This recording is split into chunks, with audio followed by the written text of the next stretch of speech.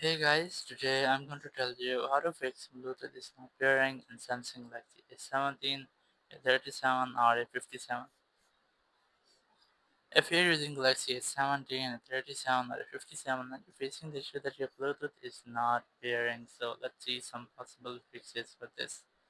So the very first thing, you just have to go ahead to your settings, go to connections here and just try to enable and disable your flight mode.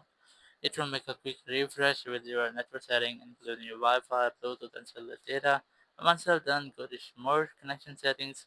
Make sure that nearby device scanning is enabled. You can also try to disable and re-enable it to make a refresh with it. Then go back, go to Bluetooth here, and you can retry to pair it with that device. If you're still facing the same issue, just click on these three dots in the top right, click on advanced settings here, and here just go to block pairing requests. So here sometimes you accidentally block any pairing request, or sometimes your phone itself blocked any pairing request, so you might see that here. So you just have to allow them, and once you have done, your issue will be fixed.